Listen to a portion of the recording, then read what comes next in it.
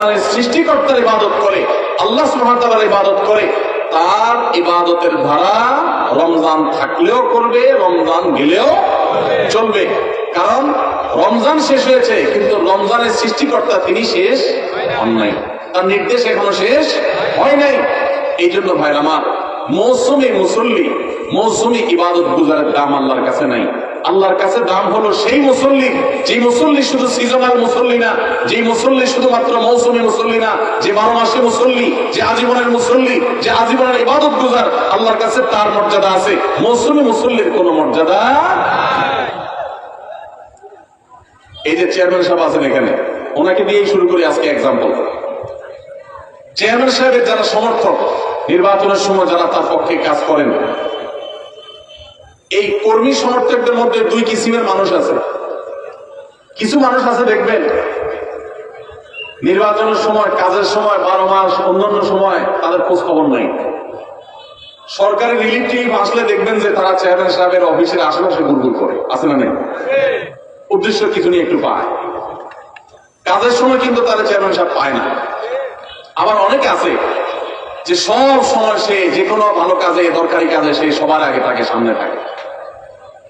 এই লোকটা যে সব সময় সামনে থাকে, সব সময় কাজে থাকে, চাইলেও করে না চাইলেও করে, রিলিফের মধ্যে যদি তার জন্য ন্যায্য কোনো হক পাওনা থাকে, তো চেয়ারম্যান সাহেবের কাছে না চাইলেও তার জন্য রেখে দেবে, ঠিক না বেশি?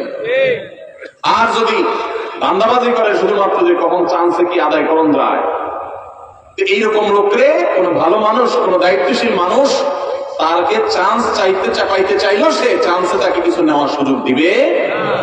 ঠিক একইভাবে আপনি রমজান মাস আসছে তখন ইবাদত করছেন, শবে বরাত আসছে তখন ইবাদত করছেন, আর 12 মাস ইবাদত বন্দেগীর কোনো খোঁজ খবর রাখেন নাই, আপনি আল্লাহর খাঁটি বান্দা হতে পারবেন না। আল্লাহর খাঁটি বান্দা হতে হলে শুধু রমজানে ইবাদত করলে চলবে না ভাই আমার। আমাদের দেশে বেশিরভাগ মুসলমান আমরা মৌসুমী মুসল্লি। মৌসুমী মুসল্লির জন্য জান্নাত তৈরি হয় নাই ভাই। জান্নাত আল্লাহ সুবহানাহু ওয়া তাআলা সৃষ্টি করেছেন আজীবনের মুসল্লির জন্য, আজীবনের ইবাদত গুজার মানুষের জন্য। মসজিদে আপনি মুসলমান, বাজারে আপনি বেঈমান। মসজিদে আপনি মুসলমান, দোকানে আপনি বেঈমান। মসজিদে আপনি মুসলমান, আপনার বিবির সাথে, স্ত্রীর সাথে, ফ্যামিলির সাথে, পরিবারের সদস্যদের সাথে আপনি মুনাফিকের মতো, ফাসিকের মতো, বেঈমানের মতো, খারাপ মানুষের মতো আচরণ করেন, আপনি খাঁটি মুসলমান না। মুসলমান সে যে মসজিদেও মুসলমান, বাজারেও মুসলমান, দোকানেও মুসলমান, অফিসেও মুসলমান, কাজের ক্ষেত্রে মুসলমান, ফ্যামিলিতে মুসলমান, রাস্তাঘাটে মুসলমান, মাথা যখন যায় মুসলমান, সবার সাথে লেনদেনের কাজ কারবারে মুসলমান, কথাবার্তায় মুসলমান, কেনা বেচায় মুসলমান, বাকি নিলে মুসলমানের পরিচয় দেয়, আবার হাওলাত দিলে মুসলমানের পরিচয় দেয়, কাজ কারবারে, আচার আচরণ সব ক্ষেত্রে মুসলমানের পরিচয় দেয়। রমজানে মুসলমান থাকে, রমজানের পরেও মুসলমান থাকে, শবে মুসলমান হয়, শবে পরেও মুসলমান হয়, আগেও মুসলমান থাকে। এই 12 মাসে মুসলমান যে আল্লাহ তাআলা জান্নাত তার জন্য তৈরি করেছেন, শুধুমাত্র ওই মৌসুমী আর সিজনাল মুসল্লির জন্য আল্লাহ জান্নাত তৈরি করেন। প্রিয় নবী সাল্লাল্লাহু আলাইহি ওয়াসাল্লামের একটা হাদিস আমি পড়েছি। তার হাদিসের ভাষ্য হলো, আহাব্বুল আ'মালি ইলাল্লাহি আদওয়ামুহা ওয়া ইন কাল। আল্লাহর কাছে সবচেয়ে প্রিয় আমল কোনটা জানেন ভাই? সবচেয়ে পছন্দের আমল, সবচেয়ে পছন্দের আমল হলো আমাদের আল্লাহ সবচেয়ে খুশি হন যদি বান্দা কোনো আমল, কোনো ভালো কাজ কন্টিনিউয়াসলি করে যায়, নিয়মিত করে। এই আমলটা আল্লাহ অনেক পছন্দ করে। একজনের রমজানে কোরআন 1 খতম দিছে, মাশাআল্লাহ, প্রতিদিন 1 পারা করে করে 30 দিনে 30 পারা খতম দিয়ে ফেলছে, কিন্তু রমজানের পরে আর উনি কোরআন হাতে ছুঁয়েও দেন, ধরেও দেখেন নাই। আরেকজন রমজান ধরে কোরআন খতম দিতে পারেন নাই, প্রতিদিন পড়ছে, মাশাআল্লাহ 2-5 পৃষ্ঠা করে পড়ছে। রমজানের পরেও সে কোরআন পড়ছে, হয়তো রমজানের মতো এত বেশি পড়তে পারে নাই, রমজান ইবাদতের মাসে যাও একটু বেশি পড়বে, এটাই স্বাভাবিক। রমজানের পরেও পড়ছে, পরিমাণে ততটা না হোক, অল্প হলেও পড়ছে, 10 আয়াত 5 আয়াত করে পড়ছে, আধা পৃষ্ঠা করে পড়ছে, সারা বছরই একটু একটু করে হলেও পড়ছে। এই পড়াটা আল্লাহর কাছে বেশি প্রিয় রমজানে 1 খতম কেন 5 খতম দেওয়ার থেকে। কথা বুঝেন নাই? একজনে একসাথে অনেক টাকা দান করে দিছে, আর জীবনে কোনো খোঁজ খবর নেই। এই দানের সওয়াব আছে, মর্যাদা আছে, ঠিক আছে, কিন্তু যে নিয়মিত একটু একটু করে দান করে, হয়তো এক সময় বেশি দেয়, আর সময় কম দেয়, সবসময় একরকম দিতে পারে না। রমজান একটু বেশি দান করছে, কিন্তু রমজানের পরে একটু একটু হলেও রমজানের দানের ধারাটা ধরে রাখছে। এই দানের ধারা ধরে রাখতে পারলো যে, নিয়মিত করলো যে, এই ইবাদতটা, এই দানটা আল্লাহর কাছে ওই অন টাইম দানের চাইতে বেশি উত্তম, বেশি ফজিলত করলো। তাহলে কি শুধু রমজান ইবাদত করবো না রমজান পরেও করবো ইনশাআল্লাহ? আওয়াজে তো আস্তে আস্তে ব্যাপার কি আপনারা নিয়তি করে নিচ্ছেন না ভাই আবার রমজানের আগে আর মসজিদে ঢুকতেছি না, এরকম নাকি? আল্লাহ আমাদের সবাইকে 12 মাসে মুসল্লি হওয়ার তৌফিক দান করুন। আল্লাহ আমাদের সবাইকে খাঁটি মুসলমান হওয়ার তৌফিক দান করুন। ভাইরা আমার, শুধুমাত্র রমজানে মুসলমানের পরিচয় দিলে হবে না, 12 মাস মুসলমানের পরিচয় দিতে হবে। আমাদের প্রিয় নবী সাল্লাল্লাহু আলাইহি ওয়াসাল্লাম তিনি রমজান মাসে যেরকম রোজা রাখতেন, রমজানের বাইরেও কিন্তু রোজা রাখতেন। আমরা রোজা বলতে শুধু রমজান মাস বুঝি, রমজান মাসের বাইরে রোজা আছে না নাই? রমজান মাসের বাইরে কখন কখন কোন কোন সময় রোজা রাখা লাগে, সুন্নাত রোজা কখন কখন রাখা লাগে, এটা বলতে পারবেন যারা অডিয়েন্সের মধ্যে আছেন? কেউ হাত তুলতে পারেন? সব বলতে পারবেন?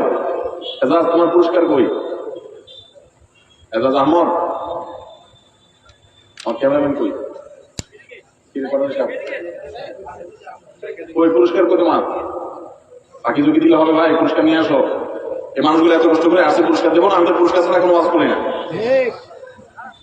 পুরস্কার নিয়ে আসো তুমি। পুরস্কার হেল্প করেন, ঠিক আছে? পুরস্কার পাবে ইনশাআল্লাহ। হাত তুলছেন মাদ্রাসার ছাত্র ছাড়া, মাদ্রাসার ছাত্রদের পুরস্কার দেবো না, কারণ আলেম মানুষ আপনারা এমনি জানেন, আপনাদের পুরস্কার দেবো কি জন্য? আপনারা বরং পুরস্কার আরো দিবেন। ভাই কি মাদ্রাসা পড়েন? কিসে পড়েন? হ্যাঁ, ইন্টার সেকেন্ড ইয়ার। কোন কলেজে? Faridganj model college. মাশাআল্লাহ। আপনি বলতে পারেন যে রমজান মাস ছাড়া বছরের আর কোন কোন সময় রোজা রাখা সুন্নাত? আরবি মাসের না বলি চন্দ্র মাসের আর কি, ঠিক আছে? চন্দ্র মাসের 13, 14, 15 এই 3 দিন রোজা রাখা কি ফরজ না ওয়াজিব নাকি সুন্নাত? মাশাআল্লাহ, উত্তর সঠিক। তাহলে চন্দ্র মাসের চাঁদের 13, 14, 15 এই 3 দিনকে কি বলে জানেন? আইয়ামে বীজ। আপনি কি আগে মুখস্থ করে আসছেন নাকি সব? প্রশ্ন এরকম কমন পড়ে গেল কেমনে? আচ্ছা ঠিক আছে, মাশাআল্লাহ। একটা হলো মাত্র, বলেন আর কখন কখন রোজা রাখা সুন্নাত? হ্যাঁ, শাওয়াল মাসে 6 রোজা। মাশাআল্লাহ। এখন কোন মাস চলতেছে ভাই? শাওয়াল। এই মাসে কয়টা রোজা? 6টা। তাহলে প্রত্যেক মাসে 3টা করে, চাঁদের 13, 14, 15 আর শাওয়াল মাসে 6টা। মাশাআল্লাহ, 2 আইটেম পাইলাম। আর জিলহজ মাসের, ঠিক আছে, উত্তর সঠিক তো বলে পেলাম। জিলহজ মাসের কবে? 19, 20 তো কবে? আরাফাতের দিনে রোজা রাখা সুন্নত, 9 জিলহজ রোজা রাখা সুন্নত। শুধু 9 জিলহজ না, কোন বর্ণনায় প্রথম থেকে 9 জিলহজ পর্যন্ত প্রথম 9 দিনই, যেটা সব আমল করা আপনার বেশি ফজিলতপূর্ণ নফলতার কথা বর্ণিত আছে, বিশেষ করে আরাফাতের দিনে। তাহলে 9 জিলহজ হলো 3টে আইটেম পেলাম। আর আপনি কি নকল সাপ্লাই করতেছেন? বসেন।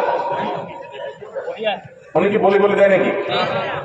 ঠিক আছে, না আরো ডিস্টার্ব করে আপনারে? ঠিক আছে, বলেন। 3টা হলো আইটেম। হ্যাঁ, আরো লাগবে। সহজটা বাদ দিয়েছে, একদম সহজটা। প্রত্যেক সপ্তাহে সোমবার আর শুক্রবার। হ্যাঁ, সোমবার আর বৃহস্পতিবার।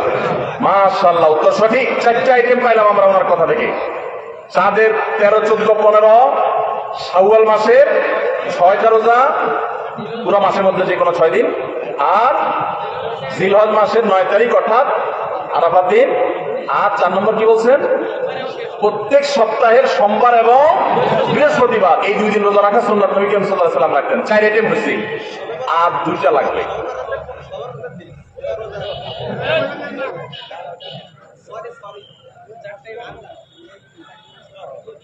আপনাদের তো বহিষ্কার করতে হবে।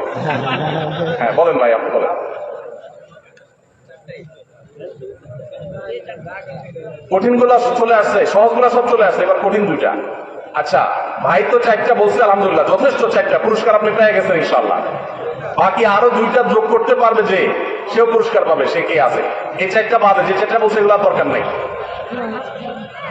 দাঁড়ান, বলেন। হ্যাঁ, আশুরা সিয়াম, উত্তর সঠিক। আশুরা মানে হলো মুহররমের কয় তারিখ? 10 তারিখ। মুহররমের 10 তারিখের রোজা। কয়টা? একটা না পাঁচটা? একটা ইমান আছে যেটা বলছে ওইটা। দুইটা পাশে বলছে না একটাই। আসল রোজা কি একটা না দুইটা রে ভাই? দুইটা। তাহলে উত্তর তো অর্ধেক হয়ে গেছে। আচ্ছা, তারপর আপনি পুরস্কার পাবেন ইনশাআল্লাহ। বলেন আর কে আছে উত্তর সঠিক উত্তর দিতে পারবে? হ্যাঁ, ওই যে কালো পাঞ্জাবি আলা, বলেন। হ্যাঁ, শাবান মাসে কয়টা? উত্তর সঠিক। শাবান মাসে বেশি বেশি রোজা রাখতে হবে। নবী করিম সাল্লাল্লাহু আলাইহি ওয়াসাল্লাম শাবান মাসে সবচেয়ে বেশি রোজা রাখতেন। আমাদের আয়েশা বলেছেন, কানা ইয়াসুমু শাবানা ইল্লা কালিলা। নবীজি প্রায় পুরো শাবান রোজা রাখতেন কিছুদিন বাদে। তাহলে সবচেয়ে বেশি রোজা রাখতে হবে। ফরজ রোজা তো রমজানের পুরো মাস ব্যাপী আছে, এর বাইরে সবচেয়ে বেশি নফল রোজা রাখতে হবে যে মাসগুলোতে, তার ভিতরে একটা শাবান মাসে বেশি বেশি নফল রোজা রাখতে হবে। তাহলে ভাই চারটা বলছেন, ওই ভাই একটা বলছেন পাঁচটা, আপনি একটা বলছেন ছয়টা, আরো একটা লাগবে। বলেন আপনি কোন মাদ্রাসা শিক্ষক? হ্যাঁ, কলেজের স্টুডেন্ট। মুহররম মাসে বেশি বেশি নফল রোজা রাখতে হবে মাশাআল্লাহ। কারণ হাদিসে আছে, আহাব্বুস সিয়ামি ইলাল্লাহি আহাব্বুস সিয়ামি আহাব্বুস শাহরি ইলাল্লাহি আহাব্বুস সিয়ামি ইলাল্লাহি শাহরুল বা'দা রমাদান শাহরুল্লাহি মুহররম। রমজানের পরে, হাদিসের ভাষাটা এরকম, রমজানের পরে নফল রোজার জন্য সবচেয়ে আদর্শ মাস মুহররম মাস। আর নবী সাল্লাল্লাহু আলাইহি ওয়াসাল্লাম শাবানও বেশি বেশি রোজা রাখতেন। তাহলে বেশি বেশি রোজা দুই মাসে, শাবান আর মুহররম, 7টা আইটেম পেয়ে গেছি। আপনারা 4জন পুরস্কার জিতে গেছেন। আপনারা সামনে থাকেন, পুরস্কার আসুক, আলোচনা শেষে আপনারা পুরস্কার পাবেন ইনশাআল্লাহ। কাছাকাছি থাকেন, আপনাদের সাথে পুরস্কার দেওয়া হবে ইনশাআল্লাহ। মাশাআল্লাহ, খুব খুশি হলাম হাজীগঞ্জের মানুষ এত সুন্নাত সম্পর্কে জানেন, খুবই ভালো লাগলো মাশাআল্লাহ। আল্লাহ তাআলা হাজীগঞ্জের ভাইদেরকে কোরআন হাদিসের জন্য কবুল করুন, ইসলামের জন্য আল্লাহ তাআলা কবুল করুন। আল্লাহ এই যুবকদেরকে সাহাবীদের মতো যুবক হওয়ার তৌফিক দান করুন, আসহাবে কাহফের মতো যুবক হওয়ার তৌফিক দান করুন। আল্লাহ তাআলা তাদেরকে ইউসুফ আলাইহিস সালামের মতো সচ্চরিত্রবান হওয়ার তৌফিক দান করুন, দৃঢ়চেতা মুসলমান হওয়ার তৌফিক দান করুন। ভাইরা আমার, তাহলে রোজা শুধুমাত্র আমরা রমজান মাসে অনেকে রাখি, অথচ রমজানের পরে আমরা কত আইটেমের রোজা জানলাম আজকে? 7 আইটেমের রোজা। এগুলো আমি বলতে পারতাম, কিন্তু আপনাদেরকে দিয়ে বলানোতে লাভ হয়েছে কি, আপনাদের মনোযোগটা আর একটু বেশি পড়ছে না? যে মৌলভী সাহেব তো ওয়াজ করবেই, এই বেচারা সব তো মিস্টার সাহেব, এরা তো মৌলভী সাহেব না। মিস্টার সাহেবরাও মাশাআল্লাহ সুন্নাত রোজাগুলো জানে। আমার খুব ভালো লাগে যখন দেখি আমাদের কলেজের বন্ধুরা, আমাদের ইউনিভার্সিটি স্টুডেন্টরা, আমাদের সাধারণ শিক্ষিত ভাইয়েরা, তারা নফল রোজাগুলো রাখে, সুন্নাত রোজাগুলো খুঁজে খুঁজে রাখে। আমার দিকটা পড়ে যায়। এবং আমি মনে করি যারা মাদ্রাসার ছাত্র আছে, যারা এই রোজাগুলো রাখতে পারে না, মাদ্রাসার ছাত্রও রাখে না, এবং আমার তো রাখেনি আলহামদুলিল্লাহ, যারা রাখতে পারে না তাদের একটা প্রেরণা যে তারা সাধারণ শিক্ষিত মানুষ হয়ে নবীজির সুন্নাতগুলো খুঁজে খুঁজে আমল করে, তাহলে আমাদের আরো কত বেশি রাখা দরকার। আমরা সবাই চেষ্টা করবো না ইনশাআল্লাহ। তাহলে রমজান মাস ছাড়া আরো 7 প্রকারের নফল রোজা বা সুন্নত রোজা আছে। কয় প্রকারের? 7 প্রকার। আমরা এই 7 প্রকারের নফল রোজা আবার এক নজরে জানার চেষ্টা করি। ভাইরা তো বিচ্ছিন্নভাবে বলেছেন, আমি একটু এক নজরে বলে দিই। 1 নম্বর হলো প্রত্যেক সপ্তাহের সোমবার এবং বৃহস্পতিবার। প্রত্যেক সপ্তাহের কিবার কিবার? সোম এবং বৃহস্পতি। এই 2 দিন রোজা রাখা সুন্নাত। আমাদের নবীজি এই 2 দিন রোজা রাখতেন। এই 2 দিন নবী সাল্লাল্লাহু আলাইহি ওয়াসাল্লাম কি করতেন? এই 2 দিন রোজা রাখার একটা বিশেষ কারণ হলো বান্দার সমস্ত আমলের কাজকর্মের হিসাব, রিপোর্ট আল্লাহর কাছে প্রাত্যহিক রিপোর্ট দেওয়া হয় সকাল এবং সন্ধ্যায়। সারা রাত একটা সকালে, সারা দিন একটা সন্ধ্যায়, ফেরেশতারা আল্লাহর কাছে জমা দেন। আর সারা সপ্তাহেরটা এই দিনে জমা হয়। এই জন্য নবী সাল্লাল্লাহু আলাইহি ওয়াসাল্লাম এই সময় নফল রোজা রাখাটা পছন্দ করতেন। বিশেষ করে সোমবারের দিনটা আবার নবী রাসূলুল্লাহ সাল্লাল্লাহু আলাইহি ওয়াসাল্লামের জন্মের দিন ছিল, সেই জন্য তিনি সেই দিনে নফল রোজা রাখতেন। তার অনুকরণে আমরাও নফল রোজা রাখি। তাহলে এক প্রকারের পেলাম নফল রোজা বা সুন্নাত রোজা। সুন্নাত রোজা একটা পেলাম, সেটা হলো প্রত্যেক সপ্তাহের সোম এবং বৃহস্পতি। নাম্বার 2, প্রত্যেক চান্দ্র মাসের প্রত্যেক চাঁদের মাসের 13, 14, 15, এটাকে আইএমএ 20 বলে। অর্থাৎ চাঁদ যখন আলোকিত থাকে, পরিপূর্ণ থাকে, ওই সময়ের রোজা 13, 14, 15 এই দিনগুলো রোজা রাখাও সুন্নাত। নবী করিম সাল্লাল্লাহু আলাইহি ওয়াসাল্লাম এই দিনগুলোতে রোজা রাখার জন্য তার প্রিয় সাহাবী আবু হুরায়রা, আবু যর গিফারী রাদিয়াল্লাহু তাআলা আনহুমা এবং আরো সাহাবীদেরকে স্পেশালি বিশেষভাবে ডেকে ডেকে ওসিয়ত করেছেন যে আমি চলে গেলেও দুনিয়া থেকে এই আইয়ামে 20 এর রোজা তোমরা কখনো ছাড়বা না। ভাইরা আমার, ঘরে ঘরে এখন ব্ল্যাক ম্যাজিকের সমস্যা, কালো জাদুর সমস্যা, দুষ্ট জিনের উপদ্রব, নানা রকম সমস্যা আমাদের ঘরে ঘরে ধরা পড়ে। এগুলো থেকে বাঁচার জন্য নিজস্ব সেফটি সিস্টেমের মধ্যে 2 দুইটা সেফটি সিস্টেম যদি আপনি মেনটেন করেন, ইনশাআল্লাহ আল্লাহ আপনাকে হেফাজত রাখবে। এর একটা হলো রাসূলুল্লাহ সাল্লাল্লাহু আলাইহি ওয়াসাল্লামের সকাল এবং সন্ধ্যায় যে দোয়াগুলো তিনি পড়তেন ওইগুলো আপনি নিয়মিত পড়লেন। এই সম্পর্কে আমাদের ছোট্ট একটা ছোট বই আছে, রাসূলুল্লাহ সাল্লাল্লাহু আলাইহি ওয়াসাল্লামের সকাল সন্ধ্যার দোয়া ও জিকির, রকমারিতে বিভিন্ন অনলাইন শপে পাবেন। আবার আমাদের ওয়েবসাইটে গেলে ফ্রি, আপনি সেটা ডাউনলোড করে করতেও পারবেন এই সকাল সন্ধ্যার দোয়াগুলো পড়লে। আর দ্বিতীয় হলো চন্দ্র মাসের 13, 14, 15 এই দিনগুলো যদি কেউ নফল রোজা রাখে, আল্লাহ তাআলা এই ব্যক্তিকে এমন বেশি সেভ করেন, নিরাপদে রাখেন, কোনো ব্ল্যাক ম্যাজিকে, কোনো ম্যাজিশিয়ানের, কোনো জাদুকরের, কোনো কুফরি কালামে তার কোনো ক্ষতি করতে পারে না। আল্লাহ তাকে হেফাজত রাখে। তাহলে আইয়ামে নিজের রোজা রাখবো তো ইনশাআল্লাহ। দুই আইটেম পাইলাম, সোমবার, বৃহস্পতিবার আর চাঁদের 13, 14, 15। নাম্বার 3, তৃতীয় নম্বর হলো আশুরার রোজা। মুহররমের 10 তারিখ তার সাথে 9 তারিখ যোগ করে রাখবেন, দুইটা রোজা। আর 9 তারিখ কোনো কারণে রাখতে না পারলে তাহলে 10 আর 11, 10 কমন, তার সাথে 9 অথবা 11 মিলায় 9 রাখতে পারলে বেশি উত্তম। কারণ নবী সাল্লাল্লাহু আলাইহি ওয়াসাল্লাম তার জীবনের শেষ বছর যখন আশুরা রোজা রাখছেন, তিনি বলেছেন যদি আগামী বছর আমি বেঁচে থাকি তাহলে মুহররমের 9 আর 10 আমি রোজা রাখবো। এই জন্য ওলামায়ে কেরাম বলেছেন 9 আর 10 রাখাটা বেশি উত্তম। তাহলে আশুরার 2টা রোজা রাখা 3 নম্বর আইটেম হলো সোম, বৃহস্পতিবার, চাঁদের 13, 14, 15 আর মুহররমের 9, 10 অথবা 10, 11। তাহলে কয় পদ হলো? 3টা। 4 নম্বর হলো জিলহজের 9 তারিখ অর্থাৎ আরাফাত দিনের রোজা। এই দিনের রোজার মাধ্যমে আল্লাহ রাব্বুল আলামিন মানুষকে 1 বছরের পেছনের গুনাহ খাতা মাফ করে দেয়, 1 বছর অগ্রিম আল্লাহ সুবহানাহু ওয়া তাআলা মাফ করে দেয়। তাহলে এই যে আশুরার রোজা, এর পাশাপাশি আরাফাত দিনের রোজা অর্থাৎ 9 জিলহজ, সেটা আরেকটা আইটেম হলো। তাহলে 4টা হয়ে গেল, আশুরার রোজা, আরাফাতের রোজা, আবার চাঁদের 13, 14, 15 আর সোম, বৃহস্পতিবার, 4টা হয়ে গেল। এরপরে আসেন আরেকটা নফল রোজার জন্য গুরুত্বপূর্ণ আইটেম হলো, গুরুত্বপূর্ণ নফল বা সুন্নাত রোজার সময় হলো আমাদের প্রিয় নবী সাল্লাল্লাহু আলাইহি ওয়াসাল্লাম সবচেয়ে বেশি নফল রোজা রাখতেন যে মাসে, সেটা হলো শাবান মাস। কোন মাস? শাবান মাস, রমজানের আগের মাসটা। তাহলে সেই মাসে আমরা বেশি নফল রোজা রাখবো। 6 নম্বর হলো 5 নম্বর। 6 নম্বর হলো মুহররম মাসে নবী সাল্লাল্লাহু আলাইহি ওয়াসাল্লাম বেশি নফল রোজা রাখতেন। হিজরি বর্ষের প্রথম মাস মুহররম, 6 নম্বর হলো। আর 7 নম্বর হলো যেই মাসটা এখন চলছে শাওয়াল মাস, এই শাওয়াল মাসে কয়টা রোজা রাখা সুন্নাত? 6টা রোজা। তাহলে মোট 7 পদ পাইলাম আমরা। সোমবার, বৃহস্পতিবার, চাঁদের 13, 14, 15, মুহররমের 10 এবং 10-এর সাথে মিলায় 9 অথবা 11, 2টা রোজা। আরাফাতের দিন অর্থাৎ জিলহজের 9 তারিখের রোজা, 4টা গেল। আর শাবান মাসে বেশি বেশি রোজা, মুহররম মাসে বেশি বেশি রোজা, কয়টা হলো? 6টা। আর 7 নম্বর হলো শাওয়ালে 6টা রোজা। এই নফল রোজাগুলো, সুন্নত রোজাগুলো রাখবো তো ইনশাআল্লাহ। এখন আর রোজা রাখার ব্যাপারে বেশি ওয়াজ না করলেও চলে। ওয়াজ ছাড়াই মানুষ রাখে। কেন রাখে? কারণ ডাক্তাররা আজকাল আমাদেরকে ফজিলত শুনাই দিছে যে সুস্থ থাকতে হলে রোজা রাখার কোনো বিকল্প নাই।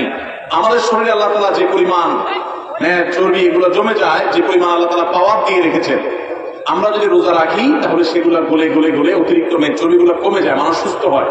রোজা রাখার কারণে মানুষ শারীরিকভাবে সুস্থতা অনুভব করে। যে যত বেশি রোজা রাখে সে শারীরিকভাবে তত ফিটনেস তার হয়, তার সুস্থতা তত বেশি সে ফিল করে, অনুভব করে। এক সময় মানুষ মনে করতো যে রোজা রাখলে বোধহয় মানুষের ক্ষতি হয়। রোজা রাখাতে মানুষের ক্ষতি হয় না, লাভ হয়। মানুষ খেয়ে অসুস্থ হয়, না খেয়ে অসুস্থ হওয়ার চাইতে খেয়ে অসুস্থ হওয়ার পরিমাণ বেশি। খাবার কন্ট্রোল করতে বলে ইসলামের জন্য, নিয়ন্ত্রণহীন কবজি ডুবায়া 2 হাতে 4 হাতে খাইতে ইসলাম বলে না। এই জন্য ভাই রমজান রোজার পাশাপাশি নফল রোজাগুলো আমরা রাখার চেষ্টা করবো তো ইনশাআল্লাহ। আল্লাহ আমাদের সবাইকে আমলের তৌফিক দান করুন। ভাইরা আমার, মাশাআল্লাহ। তাহলে আমরা রমজান মাসের যে রোজা রাখি, এটা শুধু রমজান মাসেই রাখবো নাকি বছরের বিভিন্ন সময়ও রাখতে হবে? সেই জিনিসটা আমরা আজকে জানলাম কি জানলাম না? এখন দায়িত্ব হলো আমল করা। কে কে নিয়ত করছেন আমল করা? নিয়ত করছেন কে কে? বুঝি হাত তুলছিলেন না, অযথায় হাত তুলছেন। আল্লাহ আমাদের সবাইকে আমলের তৌফিক দান করুন। আল্লাহ আমাদের সব সাহস দান করলো না। আমি ভাইরা আমার, রোজা রাখতে মনে হয় অনেক কষ্টের, মোটেই কষ্টের না। সামান্য একটু হয়তো প্রথম একটু 2-4 দিন কষ্ট হবে। আপনি যখন অভ্যাস হয়ে যাবে, যারা নিয়মিত নফল রোজা রাখি, চাঁদের 13, 14, 15 সোম, বৃহস্পতিবার জিজ্ঞেস করে দেখেন, কোনো কষ্ট অনুভব হয় না তাদের, বরং আরো ভালো অনুভব করেন, ভালো ফিল করেন। তাহলে ইমানদার নিজের খাদ্য চাহিদা এগুলোকে নিয়ন্ত্রণ করতে শিখবে। চেষ্টা করবো আমরা সবাই ইনশাআল্লাহ। বিশেষ করে যেই মাসে আমরা আছি, শাওয়াল মাস, এই শাওয়ালের 6টা রোজা সম্পর্কে কিছু কথা না বললেই নয়। হাদিস আপনারা ইতিমধ্যে শুনেছেন। নবী রাসূলুল্লাহ সাল্লাল্লাহু আলাইহি ওয়াসাল্লাম বলেছেন, মান সামা রমাদান যে ব্যক্তি রমজান মাসে রোজা রাখলো, রমজান মাসের সবগুলো রোজা যে রাখলো, সুম্মা আতবাআহু সিত্তাম মিন শাওয়াল, রমজান মাসের পর যদি কেউ শাওয়াল মাসের 6টা রোজা রাখে, কয়টা রোজা? 6টা রোজা রাখে। কোন মাসে? শাওয়াল মাসে, যে মাসটা চলছে। তাহলে কি হবে? কানা কাসিয়ামিদ দাহর, তাহলে সে সারা বছর রোজা রাখার সওয়াব পাবে। আপনি 30টা পাইছেন, 30টা রাখছেন, এক মাস রমজান মাসে সওয়াব পাইছেন। সাথে আর শুধু 6টা প্লাস করলে অফার হলো 12 মাস রোজা রাখলে যে পরিমাণ সওয়াব পাইতেন আপনার অ্যাকাউন্টে আল্লাহ সেই পরিমাণ সওয়াব জমা করে দিবেন। তাহলে কোন বুদ্ধিমান মানুষের শাওয়ালে 6 রোজা রাখা ছাড়া উচিত না। অনেক ওলামায়ে কেরাম এই হাদিসকে ব্যাখ্যা করেছেন এইভাবে যে আল্লাহ রাব্বুল আলামিন সাধারণত নেক আমলগুলোকে 10 গুণ পর্যন্ত বাড়িয়ে দেন, কোন কোন ক্ষেত্রে আরো বেশি, দানের ক্ষেত্রে 700 গুণ আল্লাহ বাড়িয়ে দেন, কাউকে কাউকে হিসেব ছাড়া দেন। এই যে সাধারণত আল্লাহ তাআলা নেক আমল করলে কয় গুণ বাড়িয়ে দেন? 10 গুণ। কয় গুণ বাড়িয়ে দেন ভাই? 10 গুণ। তো আমরা রমজান মাসে রোজা রাখি, সাধারণত সারা মাস 30 হয় সর্বোচ্চ, কখনো কখনো 29 হয়, 30 বেশি তার হয় না। তাহলে 30 হলে 30টা রোজা আমরা রমজান মাসে রাখলাম, আর শাওয়ালে যদি 6টা রাখি তাহলে কয়টা হয়?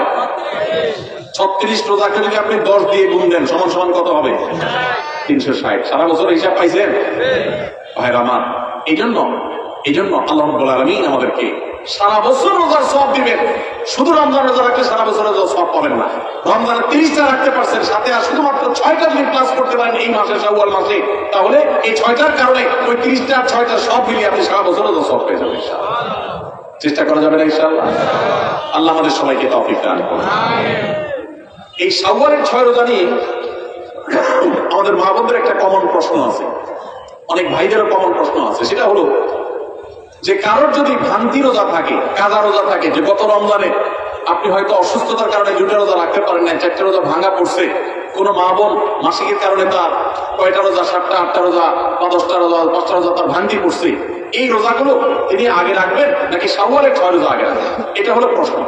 এই প্রশ্নের উত্তর হলো অবশ্যই রমজানের রোজাগুলো আগে রেখে তারপরে শাওয়ালের 6 রোজা রাখতে পারলে বেশি উত্তম।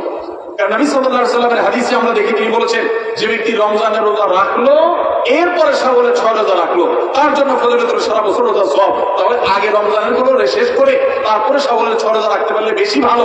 কিন্তু যদি কোনো মা বোন বা কোনো ভাই তার মনে হয় যে না ভাঙতি রোজাগুলো রেখে তারপরে আবার শাওয়ালের 6 রোজা রাখা আমার জন্য কঠিন হবে, পরে 10-15টা রোজা রাখতে এক মাসে আমার জন্য চাপ হয়ে যাবে, তাহলে যে কোনো একটা অপশন যদি বেছে নিতে হয় তাহলে আমি বলবো অবশ্যই আপনি শাওয়ালের 6 রোজা, যেহেতু শাওয়ালের পরে আর প্রযোজ্য হবে না, এর সব শাওয়ালের পরে আর পাবেন না, এই জন্য শাওয়ালের গুলো আগে রেখে ফেলেন এবং কাজাগুলো যে পরে রাখেন, ইনশাআল্লাহ আপনি পরিপূর্ণ সওয়াব পেয়ে যাবেন।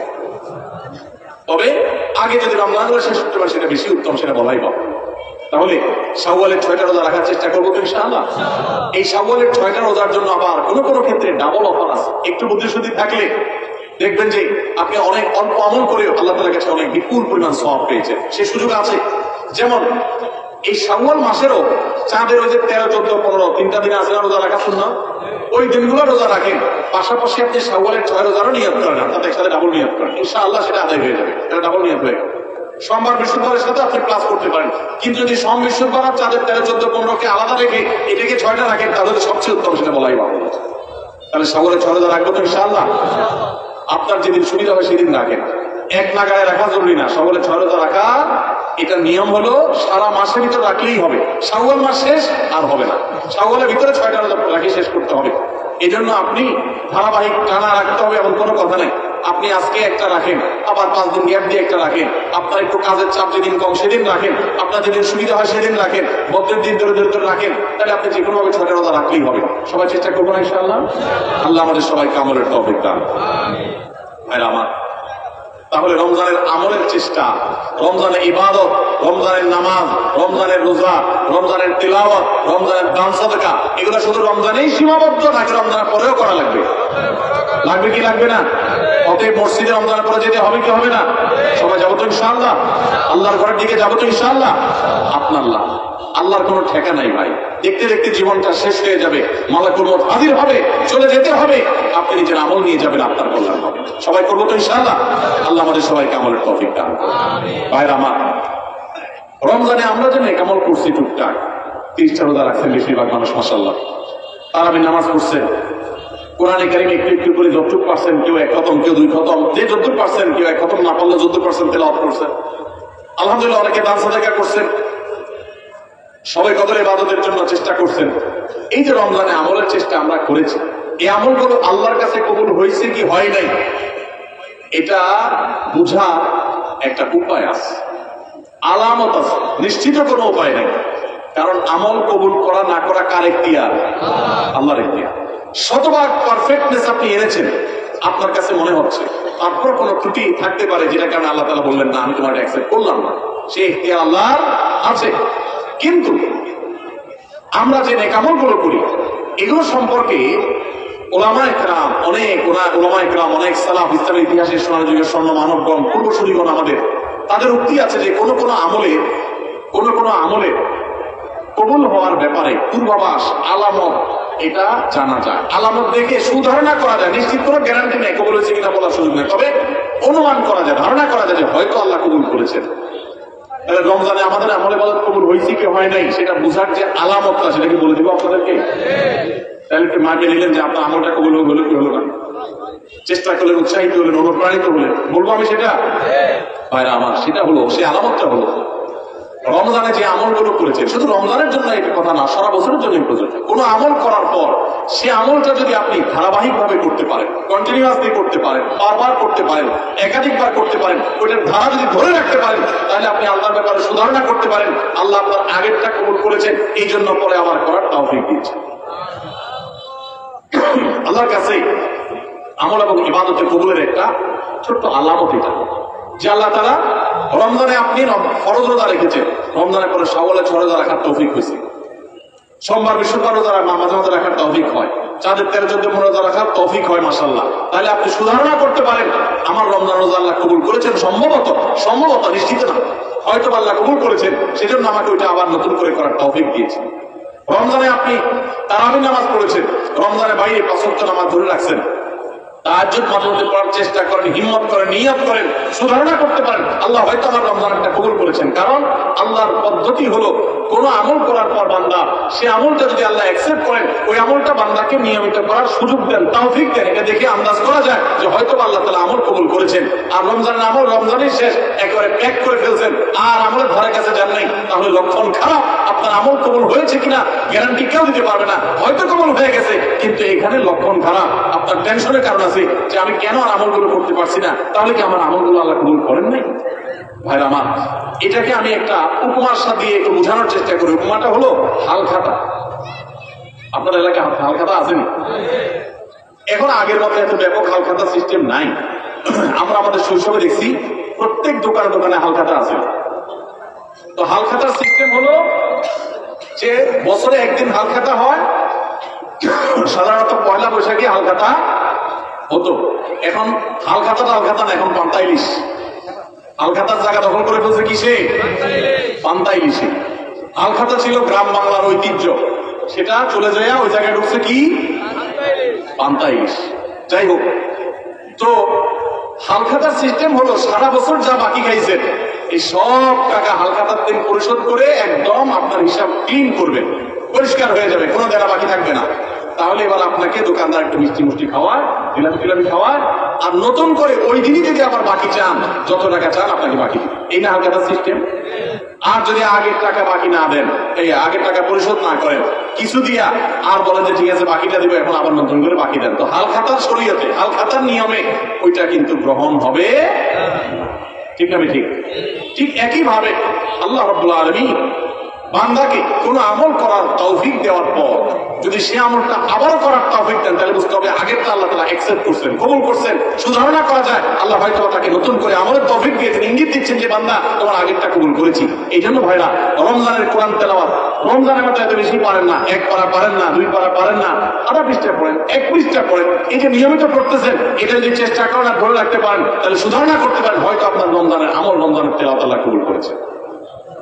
আমরা রমজানের আমলগুলো রমজানের পরে করার চেষ্টা করবো তো ইনশাআল্লাহ। আল্লাহ আমাদের সবাইকে আমলের তৌফিক দান করুন। ভাইরা আমার, রমজান মাস শেষে 3টি আমল যদি আপনি ধরে রাখতে পারেন, 3টি কাজ, রমজান চলে গেছে, এই 3টা কাজ আপনি ছাড়েন নাই, এগুলো যদি আপনি ধরে রাখতে পারেন, ইনশাআল্লাহ আপনার জীবনটা রমজানময় হয়ে যাবে, গোটা বছরটা আপনার জন্য রমজান হয়ে যাবে, এবং আপনার রমজানের ইবাদত সাধনা, সিয়াম সাধনা, সমস্ত বন্দেগী এবং ভালো কাজ সার্থক হয়ে যাবে যদি রমজানের তিনটা জিনিসকে আপনি ধরে রাখতে পারেন। কয়টা জিনিস? তিনটা। বলবো সেগুলা। নাম্বার 1, 5 ওয়াক্ত নামাজ। আমাদের অনেক ভাইরা আছে সারা বছর নামাজের ব্যাপারে গাফিলতি উদাসীনতা করলেও রমজানে কোনো গাফিলতি করি নাই। আলহামদুলিল্লাহ রমজান মাসটা পুরো মাস নামাজ পড়ার চেষ্টা করছি। অনেকে আছেন না, কিন্তু রমজানের পরে এখন আর নিয়মিত পারতেছেন না। ভাই, আর কিছু না পারেন, বেশি কিছু না পারেন, রমজানে যে 5 ওয়াক্ত নামাজের অভ্যাস করছেন ওই অভ্যাসটা ধরে রাখেন। মরণ পর্যন্ত 5 ওয়াক্ত নামাজে কোনো ছাড় কম্প্রোমাইজ দিয়েন না, কোনো প্রকার ত্রুটি করিয়েন না। আল্লাহর কসম, ইমানের পর 5 ওয়াক্ত নামাজের চাইতে গুরুত্বপূর্ণ কোন আমল আল্লাহর জমিনে কোরআন এবং হাদিসে আরেকটা নাই।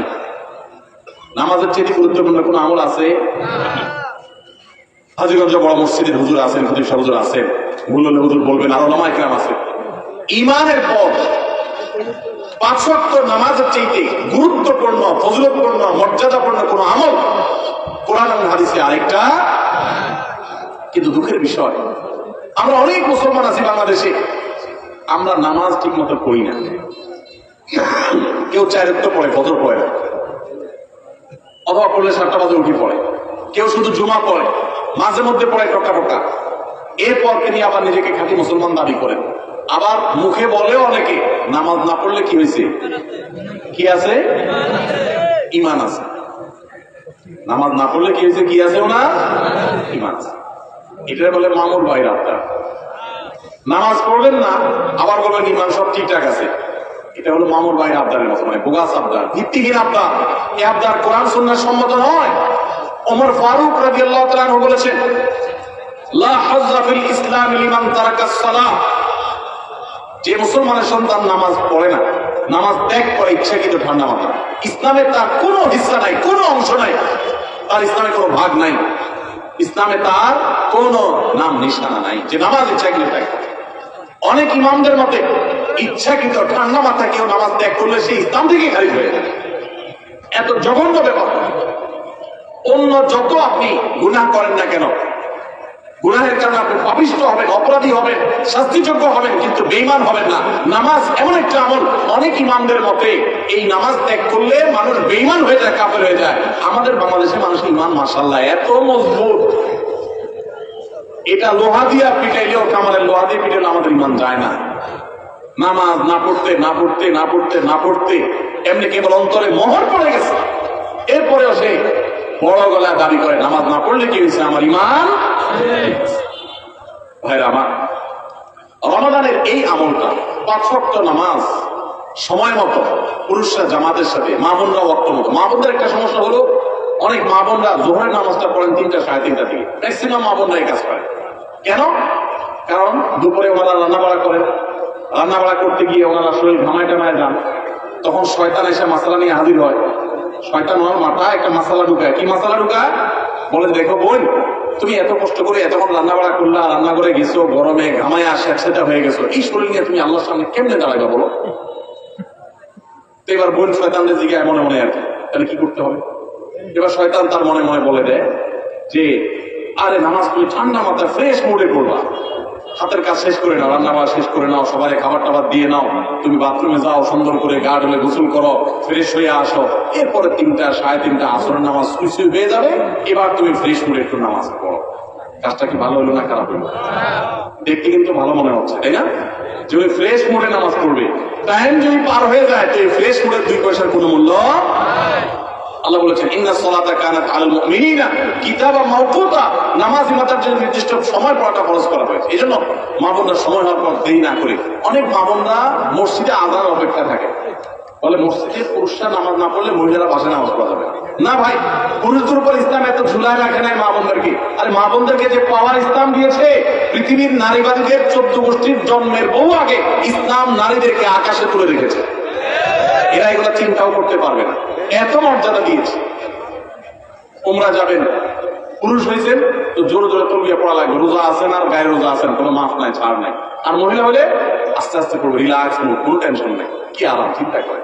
পুরুষ হয়েছেন 5 ওয়াক্ত মসজিদে দৌড়ায় যায় জামাতের সাথে নামাজ পড়তে হবে, আর জামাতের সাথে নামাজ না পড়ে অবহেলা করে বাসায় নামাজ পড়ছেন তো খবর আছে, আযাব আছে, আপনি ওয়াজিব তরক করেছেন, গুনাহগার। আর মা বোন মসজিদে যাওয়ার ডিউটি নেই, বাসা পড়লেই পুরুষদের সমান সওয়াব পাবে। ভাই একটা একটা করে আমি দেখাই, অন্তত 10-20টা আমল আমি দেখাতে পারবো যে পুরুষদেরকে আল্লাহ এবং তার রাসূল কষ্ট করে করতে বলেছেন, একই কাজ মহিলাদের বিনা কষ্টে আরামসে রিল্যাক্স মোডে করতে বলেছেন, সওয়াব সমান, কোন কোন ক্ষেত্রে আরো বেশি। নবী সাল্লাল্লাহু আলাইহি ওয়াসাল্লাম বলেছেন ওয়া বুয়ুতুহুন্না খায়রুল লাহুন্না, নবীজির মসজিদে এসে পুরুষরা নামাজ পড়ে যে সওয়াব পাবে, যেই মহিলা নবী সাল্লাল্লাহু আলাইহি ওয়াসাল্লাম পিছনে নামাজ পড়তে চেয়েছেন তিনি বলেছেন তুমি তোমার বাসায় পড়লে সওয়াব আরো বেশি হবে। মা বোনদেরকে ইসলাম এত সুযোগ দিয়েছে। তো যাই হোক, এত সুযোগ পাওয়ার পরও অনেক মা বোন তারা হেলায় হারা রমজানের এই আমলটা যদি ধরে রাখতে পারেন, পুরুষরা ওয়াক্ত মতো জামাতের সাথে আর মা বোনরা ওয়াক্ত হয়ে গেলে নিজ জায়গায় দেরি না করে নামাজ পড়ে ফেলেন, ইনশাআল্লাহ আপনার রমজান 30 দিনের হবে না, আপনার রমজান 365 দিনের হবে। সবাই 65 নামাজ কি করে পড়বো তো ইনশাআল্লাহ।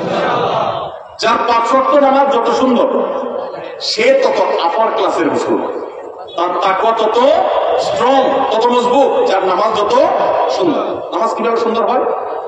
ধীরে সুস্থে পড়লে, সময় মতো পড়লে, মনোযোগ নিয়ে পড়লে, খুশু খুশুর সাথে পড়লে, সুন্দর কেরাত দিয়ে পড়লে, শুদ্ধ করে পড়লে, ভালোভাবে পড়লে, আস্তে আস্তে রুকু, আস্তে আস্তে সিজদা।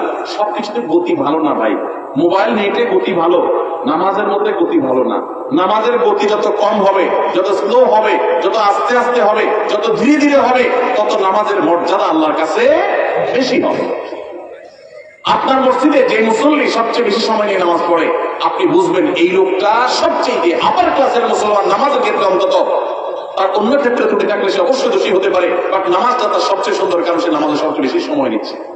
এই জন্য সময় নিয়ে ধীরে ধীরে সুন্দর করে নামাজ পড়বো তো ইনশাআল্লাহ। রমজানে যারা নামাজ পড়ছেন ভাই, মরণ পর্যন্ত নামাজ পড়লেন।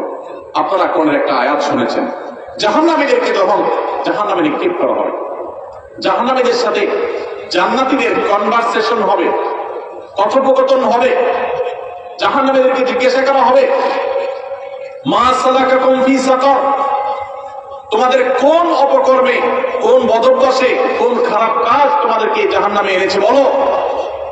তারা বলবে ভাই ক্বালু লাম নাকু মিনাল মুসাল্লিন, ক্বালু লাম নাকু মিনাল মুসাল্লিন।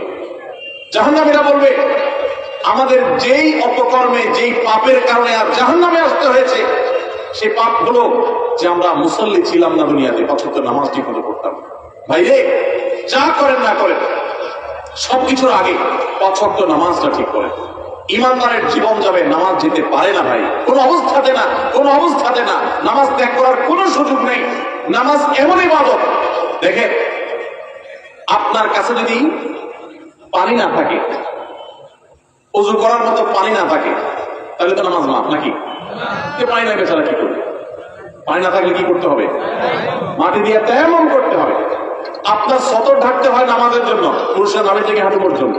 সতর ঢাকার মতো কাপড়ও যদি না থাকে, এরকম কোনো পরিস্থিতি আল্লাহ না করে যদি আপনি পড়েন, তাহলে তো নামাজ মাফ নাকি? জি না। ওই অবস্থায় নামাজ পড়তে হবে। কেউ কেবলা কোন দিকে, কেবলার দিকে নামাজ পড়া ফরজ, এটা নামাজের শর্ত যে কেবলামুখী হওয়া। এখন কেবলা কোন দিকে আপনি কোনোভাবে জানতে পারছেন না, আকাশ মেঘলা বা কোনো কারণে এমন জায়গায় আছেন সূর্য দেখছেন না, কোনো কম্পাস নাই, এমন জায়গায় আছেন কেবলা কোন দিকে আপনি সেটা ফাইন্ড করতে পারছেন না। তো ফাইন্ড আউট করতে না পারলে, কেবলা নিরূপণ করতে না পারলে নামাজ মাফ নাকি? তাহলে কি করবে? কাউকে জিজ্ঞাসা করে পারলে পড়বে, আর জিজ্ঞাসা করার মতো কোনো লোক না থাকলে, কেউ যদি তথ্য দিতে না পারে সঠিক, তাহলে যেই দিকে কেবলা বলে তার মন বলবে সেদিকে ফিরে নামাজ পড়বে, তারপর নামাজ মাফ নাই। কেউ যদি দাঁড়ায় নামাজ পড়তে না পারে, অসুস্থ হয়ে পড়ে, তাহলে তো মাফ নাকি? আল্লাহু আকবার।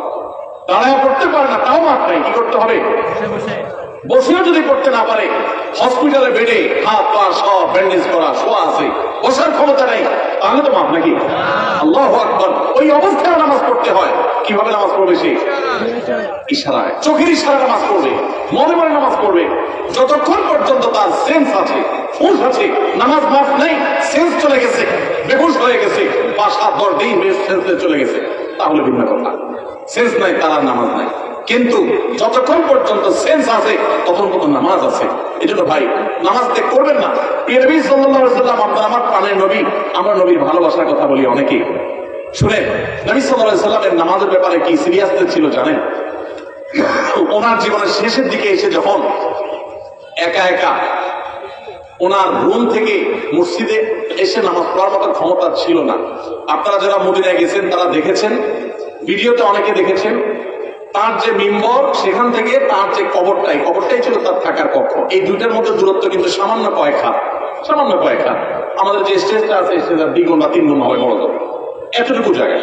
এই পাশের ঘেরাওটার এক মাথা থেকে আর এত বড় হবে না, অর্ধেক হবে। এইটুকু জায়গা হেঁটে আসার মতো শরীরে ক্ষমতা নাই।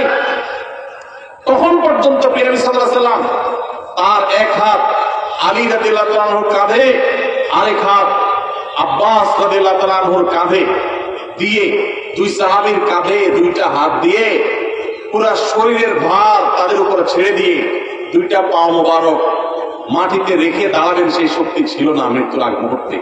পাগুলোকে মাটির সাথে টানতে টানতে রুম থেকে মিম্বার পর্যন্ত এসেছেন এবং নামাজ পড়াবেন ইমামতি করে সেই শক্তি নাই। আবু বকরকে নির্দেশ করেছেন, আপনি নামাজ পড়ান, আমি নামাজের ইমামতি করার শক্তি নাই। ভাইরা আমার, এরকম কঠিন সময় পর্যন্ত নবী সাল্লাল্লাহু আলাইহি ওয়াসাল্লাম নামাজ ত্যাগ করা তো দূরের কথা, জামাত পর্যন্ত ত্যাগ করেন।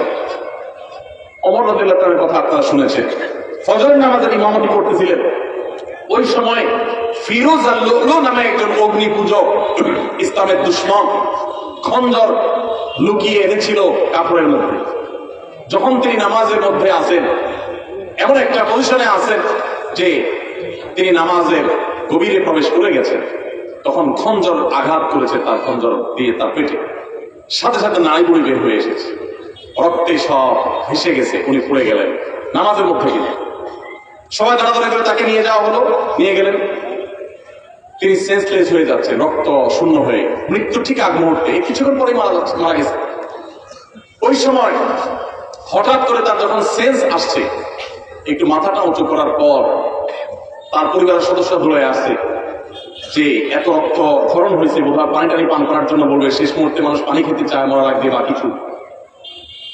যখন তারা দৌড়ে আসছে, উনি তাদেরকে বলতেছেন, নামাজের মধ্যে যে আমার দুর্ঘটনা হলো, মানুষদের নামাজের কি হলো, জামাতের ব্যবস্থা হলো কিনা, নামাজের কি হলো সেই চিন্তা করছেন ওই মৃত্যুর মুহূর্তে পর্যন্ত। ভাইরে, মুসলমানের সন্তান নামাজ ত্যাগ করার কোন সুযোগ নাই, সে থেকে মুসলমান দাবি করতে পারে না। ইমাম আবু রাহমাতুল্লাহ আলাইহির মত যে যদি কেউ নামাজ ত্যাগ করে এবং তার মধ্যে অপরাধ বোধ থাকে যে আমি অন্যায়কারী, উচিত না আমার কাজটা করা, আমি শুরু করবো ইনশাআল্লাহ নামাজ, আল্লাহ আমারে মাফ করো, এরকম বোধ যদি কারোর মধ্যে থাকে, সে কাফের হবে না, কিন্তু নামাজ ত্যাগ করা কুফর। নবী সাল্লাল্লাহু আলাইহি ওয়াসাল্লাম বলেছেন, আল-আহদুল্লাযী বাইনানা ওয়া বাইনাহুম তারকুস সালাত। একজন অমুসলমানের সাথে আমাদের পার্থক্যের জায়গাটা হলো নামাজ ত্যাগ। এজন্য ভাই নামাজ পড়বো তো ইনশাআল্লাহ। রমজান মাসের এই একটা জিনিস যদি আপনি সারা বছর ধরে রাখতে পারেন, নামাজটা সুন্দর করে 5 ওয়াক্ত সময় মতো ঠিকঠাক মতো পড়েন, আপনার গোটা জীবনটা রমজানময় হয়ে যাবে ইনশাআল্লাহ। দ্বিতীয় যে আমলটার কথা বলছি রমজানের পরে ধরে রাখার জন্য, সেটা হলো ভাই কোরআনে কারীমের তিলাওয়াত। আমরা অনেকেই আলহামদুলিল্লাহ তারাবিতে খতম শুনছি, তাই না? অনেকে মাশাআল্লাহ একটু কোরআন তেলাওয়াত করার চেষ্টা করছে। যারা পারি না পড়তে, তারা পড়া শুরু করে দেন। আমরা সুন্নাহ ফাউন্ডেশন থেকে আপনাদের সর্বস্তরের সাধারণ মানুষের কোরআন শেখার সুবিধার্থে আমরা একটা কোর্স রেডি করছি। এটার প্রায় 80% কাজ ইতিমধ্যে সম্পন্ন হয়ে গেছে আলহামদুলিল্লাহ। এটা 20% কাজ বাকি আছে। আশা করছি খুব শীঘ্রই সেটা শেষ হয়ে যাবে। হয়ে গেলে এটা আমরা সবার জন্য ওপেন করে দেব। অনলাইনে আপনি নিজে নিজে কোরআন শিখতে পারবেন। তারপর আপনার এলাকার ইমাম মুয়াজ্জিনদের সহযোগিতা নিতে পারলে, ইমাম সাহেবদের সহায়তা নিতে পারলে আপনার জন্য আরো বেশি ভালো হবে। তো আপনারা যারা কোরআন পড়তে পারেন তারা কোরআন শিখে ফেলবেন, আর যারা পারেন তারা নিয়মিত পড়বেন। প্রতিদিন 10 লাইন 20 লাইন শোয়ার আগে বা যে কোনো একটা টাইম ফিক্স করবেন, এটা আমি কোরআন পড়া ছাড়া আমি ঘুমাবো না। চেষ্টা করা যাবে না ইনশাআল্লাহ? রমজানের কোরআন তেলাওয়াতের আমলটা সারা বছর একটু হলেও ধরে রাখেন, আপনার জীবনটা বদলে যাবে, আপনি আমল করবেন দেখবেন। নাম্বার 3 নম্বর আমল হলো, রমজান মাসটা মূলত গুনাহ ত্যাগের মহড়ার মাস, গুনাহ ত্যাগের প্রশিক্ষণ নেওয়ার মাস। আল্লাহ বলেছেন, কুতিবা আলাইকুমুস সিয়ামু কামা কুতিবা আলাল্লাযিনা মিন ক্বাবলিকুম লাআল্লাকুম তাত্তাকুন। তোমাদের উপরে সিয়াম ফরজ করা হয়েছে, তোমাদের পূর্বপুরুষদের উপর যেমন ফরজ করা হয়েছিল। কেন? যেন আশা করা যায় তোমরা মুত্তাকি হতে পারো। মুত্তাকি মানে কি? গুনাহ ছাড়া শেখা। পৃথিবীতে যত অপরাধ হয়, দুনিয়াতে যত পাপের কাজ হয়, এই সমস্ত অপরাধ, সমস্ত পাপের কাজ সাধারণত 2 কারণে হয়। এক হলো পুণ্য বৃত্তির কারণে হয়, আর একটা হলো যৌন বৃত্তির কারণে হয়। মানুষ পেটের তাড়নায়, যৌন তাড়নায় বেশিরভাগ ক্ষেত্রে খুন খারাপি, অপরাধী, রাজধানী, নানা রকমের অনাচার অন্যায় করে। রমজান মাসে যে আমরা রোজা রাখি একটু চিন্তা করে দেখেন, এত কাজ থাকতে আল্লাহ তাআলা কেন বললেন পানাহার করা যাবে না, যৌনাচার করা যাবে না? এটা তো আল্লাহ বলেন নাই যে রমজান মাসে রোজা হলো দিনে ঘুমানো যাবে না। ঘুমের রোজা হতে পারতো না যে ঠিক আছে সুবহ সাদেক ফজর আযান থেকে নিয়ে মাগরিব পর্যন্ত ঘুমানো যাবে না, এটাই রোজা হতে পারতো না? সেটা না হয়ে আল্লাহ বললেন কি কি বিধান দিলেন যে সুবহ সাদেক থেকে নিয়ে সূর্য ডোবা পর্যন্ত দুইটা কাজ করা যাবে না। কয়টা কাজ? একটা হলো পানাহার করা যাবে না, খাওয়া পান করা যাবে না, আরেকটা হলো যৌনাচার করা যাবে না। কেন ভাই? এর কারণ হলো এই দুইটা জিনিসকে যদি মানুষ কন্ট্রোল করা শিখে, এই দুইটা জিনিসকে মানুষ যদি নিয়ন্ত্রণ করা শিখে, মানুষ এমনি বিরক্ত হয়ে যাবে। সমাজে কোনো অন্যায় থাকবে না, কোনো অপরাধ থাকবে না, অপরাধ প্রবণতা থাকবে না। আমরা যতটা অপরাধ করি মুসলমান নামধারী হওয়া সত্ত্বেও ততটা আমাদের মধ্যে এই দুইটাকে আমাদের কন্ট্রোল করার ক্ষমতা না থাকার কারণে যত ঘুষ, যত সুদ, যত দুর্নীতি, যত অনাচার, যত আর্থিক অনিয়ম, যত অপরাধ, আর্থিক অপরাধ হয়ে থাকে, এই সবগুলো হয়ে থাকে ঘূর্ণিবৃত্তির কারণে, মানুষের ক্ষুধা, মানুষের টাকা, লোভ, মোহ, এগুলোর কারণে। আমাদেরকে ইসলাম রোজার মাধ্যমে সেটাকে কন্ট্রোল করা শিখাইছে যে বান্দা তোমার পেটে ক্ষুধা আছে, তোমার সামনে খাবার আছে, তোমার পেটে তোমার গলায় পিপাসা লেগেছে, তোমার সামনে পানি আছে, কেউ দেখছে না, বদ্ধ রুমে আছো, সিসি ক্যামেরাও নাই, তুমি একা একা রুমে আছো, চুপচাপে খেয়ে নিতে পারো, পানি পান করলে করতে পারো, কিন্তু আপনি করছেন না। এই যে আমার সামনে সুযোগ আছে কিন্তু আমি খাচ্ছি না, কেন? আল্লাহ নিষেধ করেছেন। ঠিক একইভাবে আমার সামনে ঘুষ নেওয়ার সুযোগ আসবে, সুদ নেওয়ার সুযোগ আসবে, দুর্নীতি করার সুযোগ আসবে, চাঁদাবাজি করার সুযোগ আসবে, মাস্তানি করার সুযোগ আসবে, আর্থিক অনিয়মের সুযোগ আসবে, রাষ্ট্রীয় সম্পদ আত্মসাতের সুযোগ আসবে, রিলিফের টাকা মারার সুযোগ আসবে, অন্যায় করার সুযোগ আসবে, 2 নম্বর পথে কামাইয়ের সুযোগ আসবে, কিন্তু আমি করব না। কেন? আমার আল্লাহ নিষেধ করেছে।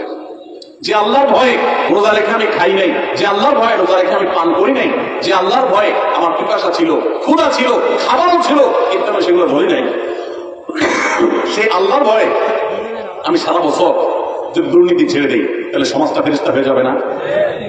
ঠিক একইভাবে যৌন বৃত্তির কারণে, যৌন তাড়না আকাঙ্ক্ষার কারণে, এটা নিয়ন্ত্রণহীন হওয়ার কারণে মানুষ খুন খারাপি, মাদক, নানা রকমের অপরাধের সাথে মানুষ জড়িয়ে পড়ে।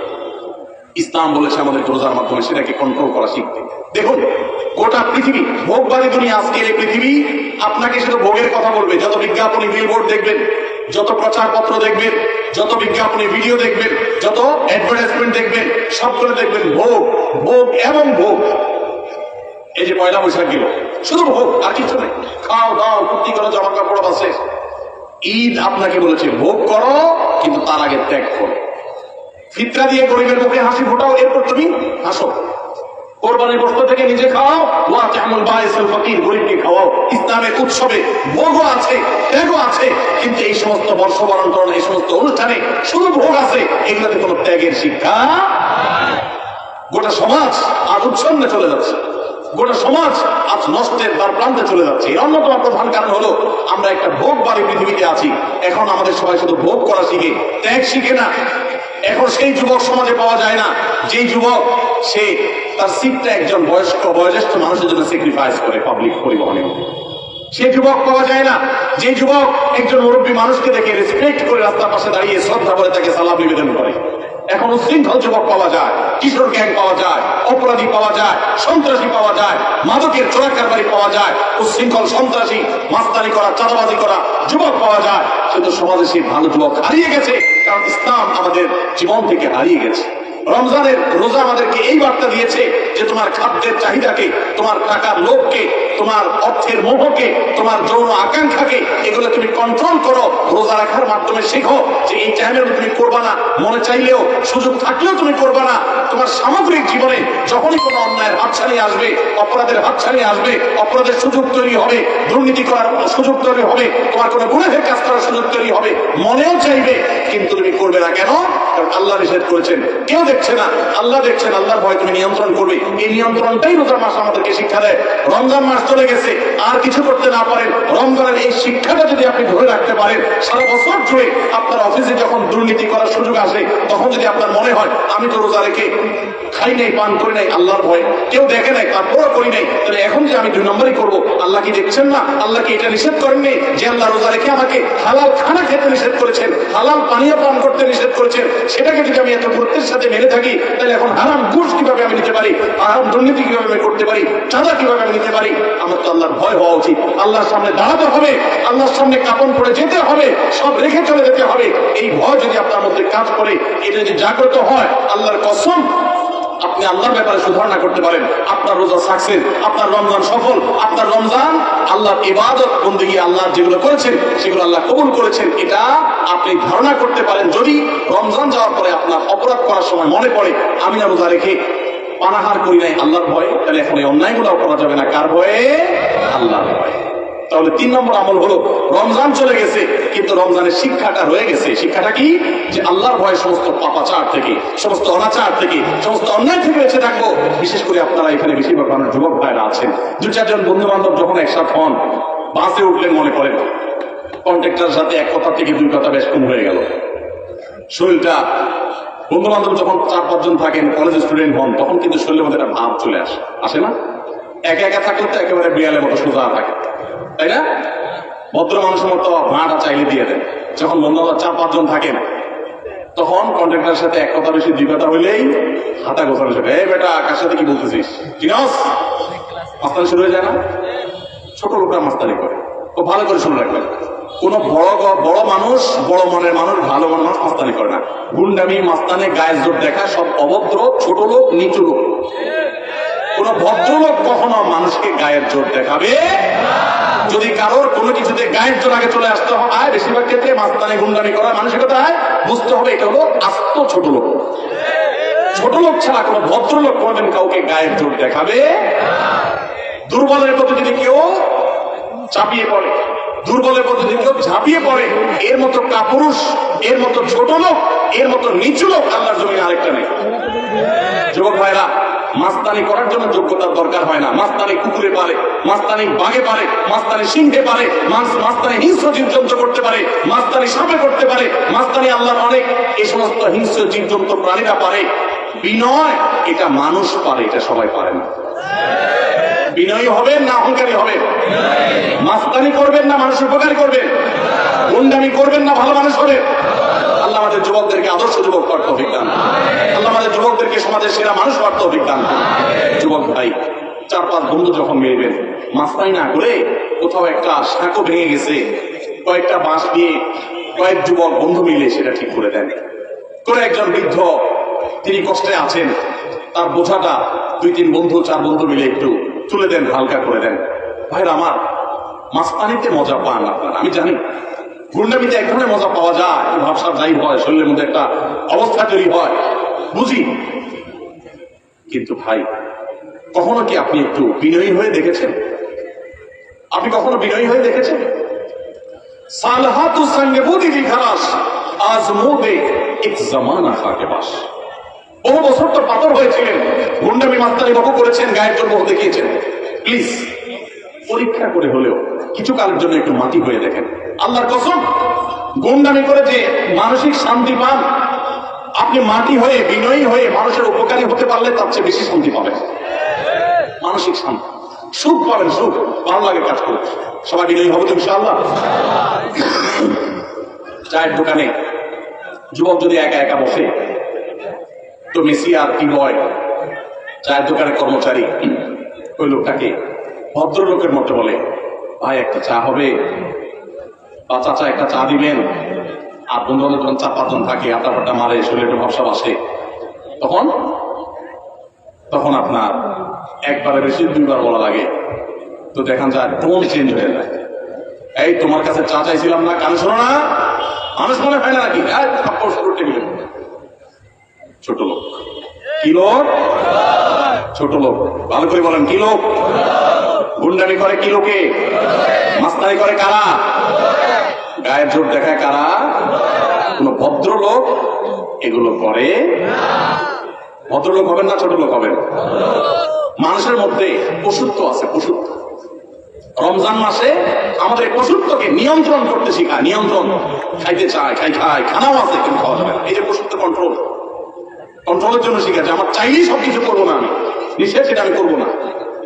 এই জন্য পশুত্ব কন্ট্রোল যদি করতে পারেন, রমজান চলে গেছে কিন্তু রমজানের শিক্ষাটা তো আপনার মাথায় চলে আসে। আপনি একটা অন্যায় কাজ যদি ছাড়তে পারেন রমজানের শিক্ষা থেকে শিক্ষা অর্জন করে, তাহলে ইনশাআল্লাহ রমজান আপনার সাথে। তাহলে 3টা আমল বলছিলাম ভাই, ধরে রাখেন। নাম্বার 1, রমজান মাস চলে গেছে, অথচ নামাজ ছাড়বেন না, কখনো না। জীবন চলে যাবে, নামাজ ছাড়বেন না, চেষ্টা করা যাবে না ইনশাআল্লাহ। 2 নম্বর হলো রমজান চলে গেছে, রমজানে কোরআন তেলাওয়াতটা ধরে রাখবেন, হোক সেটা পরিমাণে অল্প অল্প করে পড়া। আর 3 নম্বর হলো যে রমজান মাস চলে গেছে, রমজানের সবচেয়ে বড় এবং প্রধান শিক্ষা হলো সকল গুনাহ পাপের কাজ ছাড়া সকল অন্যায় সকল পাপাচার ছেড়ে দিবেন। রমজানের শিক্ষা এটা। ওইটা যদি আপনি ধরে রাখার চেষ্টা করেন, সব ছাড়তে না পারেন, কিছু কিছু গুনাহ যদি ছাড়তে পারেন, কিছু কিছু বদভ্যাস যদি ছাড়তে পারেন, ইনশাআল্লাহ আপনার রমজান শুধু 1 মাসের হবে না, আপনার 12 মাস রমজান হয়ে যাবে, আপনার জীবনটা রমজানময় হয়ে যাবে। চেষ্টা করা যাবে না ইনশাআল্লাহ। ও আরশে আযিমের মালিক, আপনি আমাদের সবাইকে তৌফিক দান করেন, আমাদের সবাইকে মুত্তাকি বানায় দেন, মুত্তাকিদের ইমাম বানায় দেন, মুখলিস নিষ্ঠাবান মানুষ বানায় দেন, নামাজ কায়েমকারী বানায় দেন, সুন্দরভাবে সালাত আদায়কারী বানায় দেন, আল্লাহ কোরআন তেলাওয়াতকারী বানিয়ে দেন, আমাদের অন্তরগুলোকে বিগলিত করে দেন, আমাদেরকে ভালো মানুষ বানায় দেন, ভালো মুসলমান বানায় দেন, নেককার বানায় দেন, মুত্তাকি বানায় দেন, গুনাহ বর্জনকারী বানায় দেন। আল্লাহ, গুনাহ করার স্বাদ আমরা পেয়েছি, আমাদেরকে গুনাহ ছাড়া স্বাদটা সাধন করার তৌফিক দান করুন। সবাই চেষ্টা করবো না ইনশাআল্লাহ। আল্লাহ আমাদের সবাইকে তৌফিক দান করুন। জাযাকুমুল্লাহু খায়রা ওয়া আখিরু দাওয়ানা আলহামদুলিল্লাহি রাব্বিল আলামিন। ভাই, কয়েকটা প্রশ্ন আছে আপনাদের, খুবই অল্প, আমরা এই প্রশ্নগুলো উত্তর দিয়ে এরপর ইনশাআল্লাহ পুরস্কারে চলে যাব। বিসমিল্লাহ। ইসলামী শরীয়তের সুন্নত, নফল ও মুস্তাহাব মাসালা নিয়ে বিতর্ক বাহাস করা জায়েজ আছে কিনা? নবী সাল্লাল্লাহু আলাইহি সাল্লাম তার পরবর্তী সময় সাহাবাগণ কি এই সমস্ত বিষয় নিয়ে বিতর্ক বহস করেছেন কিনা? দেখুন, বিতর্ক বহস এটা যদি কোনো বিষয় নিয়ে হয়, আলোচনা পর্যালোচনা, তাহলে সেটা যদি শরিয়ার নীতিমালা মেনে হয় সেটা জায়েজ আছে। সাহাবীদের ভিতরে বিভিন্ন বিষয় নিয়ে কথোপকথন হয়েছে, যুক্তি তর্ক পরস্পরের মধ্যে দেয়াদেয়ি হয়েছে, অনেক ঘটনা এরকম ঘটেছে। একজন একটাকে বলেছেন, তার সপক্ষে তিনি যুক্তি দিয়েছেন, আর তার সপক্ষে তিনি দলিল প্রমাণ হাজির করেছেন। এটাকে আপনি বিতর্ক বলেন আর বাহাস বলেন, যে নামে বলেন, এগুলো সাহাবীদের মধ্যে ছিল। কিন্তু আজকাল বিতর্ক বাহাসের নামে যেগুলো হয়, এইরকম ফরম্যাট সাহাবীদের মধ্যে ছিল বলে আমার জানা নেই। এখন তো বিতর্ক বাহাস মানে হলো মার মার কাট কাট। মুসলমানদের সর্বাঙ্গে ব্যথা, হাজারটা বিপদ, হাজারটা সমস্যা, এর মধ্যে আমরা দেখা যায় ছোটখাটো বিষয় নিয়ে এমন বিতর্ক বসতে লেগে যায়, এমন ভাবে গ্রুপিং করতে লেগে যায় যে মনে হয় ইসলামের সবচেয়ে বড় সমস্যাই হলো এগুলো। এমনি তো যে কোনো মাসলা নিয়ে আলোচনা হতে পারে, পর্যালোচনা হতে পারে, দলিল দেওয়া পাল্টা দলিল দেওয়া হতে পারে, সেটা একটা শালীনতার মধ্যে, সেটা একটা ভদ্রতার মধ্যে, সেটা সময়, সেটা বিভিন্ন উসুল নিয়ম নীতি এগুলো মেনে হতে পারে। কিন্তু আজকাল এগুলো বেশিরভাগ ক্ষেত্রে হয়ে গেছে ইগোর কারণে। এগুলো আমাদের একটা জেদ খেদের বিষয় হয়ে গেছে। এখানে হক অন্বেষণ করার চাইতে জেদ খেদটা বেশি গুরুত্বপূর্ণ হয়ে গেছে। এই জন্য আজকাল যত বিতর্ক বাহাস হয়, ইন্টারেস্টিং বিষয় হলো এগুলোতে কেউ হারে না, কেউ হারেনি। কোনো বাহাসে কেউ হাসতে শুনছেন আজ পর্যন্ত? সব পক্ষই জিতে, সবাই মনে মনে খুশি। হ্যাঁ, আমরা জিতে গেছি, আমাদেরটা হক প্রমাণ হয়ে গেছে। আজকে বলে আমারটা হক প্রমাণ হয়ে গেছে। কি লাভ রে ভাই? ভাইরা আমার, বহস শব্দের অর্থ হলো অনুসন্ধান করা। সত্য অনুসন্ধান করার চেষ্টা যদি থাকে, তো এই গতানুগতিক এখনকার যে আজকাল মার মার কাপ কাপ টাইপের বাহাস, বিশেষ করে বাহাসে লাঠিসোঁটা নিয়ে যায় অনেক, আছে না নেই? আহারে মুসলমান, এই টাইপের বাহাস সাহাবীরা তো পরের কথা, ইসলামের সোনালী যুগের কখনো কোনো কালে কেউ ছিল বলে বলতে পারবে না। আল্লাহ তাআলা আমাদের সবাইকে ইখলাসের সাথে কোরআন হাদিস চর্চা করার তৌফিক দান করুন। কেন করছি আমি? উদ্দেশ্য কি? আমার মধ্যে ইগোটাই কাজ করছে কিনা, জেদটাই কাজ করছে কিনা, ক্ষেদটাই কাজ করছে কিনা, এটা আমার অ্যাটিটিউড থেকে অনেক সময় প্রকাশ পায়। ভাইরা আমার, বিশেষ করে সোশ্যাল মিডিয়া উন্মুক্ত প্ল্যাটফর্মে যেখানে ইসলামের শত্রুরাও আছে, সেখানে তাদের কাছে হাসির পাত্র হওয়ার মতো অনেক কাজ আমরা করছি। এই হুজুরদের বাহাস বিতর্ক নিয়ে প্রশ্ন করছেন, সেটা তো অনেক পরের ব্যাপার। আপনারা অনেকে, অর্থাৎ অনেক সাধারণ ভাই বোন যারা আছেন, গতানুগতিক আলেম না, মাদ্রাসা পড়েন নাই, আপনারা অনেকে দেখা যায় মাশাআল্লাহ সকাল বিকাল ফেসবুকে আপনারা জিহাদ করেন, আছে না নেই? এই মাসালা নিয়ে জিহাদ, ওই মাসালা নিয়ে জিহাদ, এই হুজুরের পক্ষের লোক ওনার পক্ষে জিহাদ করে, আরেক হুজুরের পক্ষের লোক তার পক্ষে জিহাদ করে, ওই হুজুর পক্ষের লোক আরেক হুজুরের গোষ্ঠী উদ্ধার করে। সওয়াবের কাজ মনে করে। আছে না নাই? আল্লাহ তাআলা আমাদেরকে হেদায়েত দান করুন বলুন আমিন। ভাইরা আমার, ডক্টর খন্দকার আব্দুল্লাহ জাহাঙ্গীর রহমতুল্লাহ আলাইহি একটা কথা বলতেন।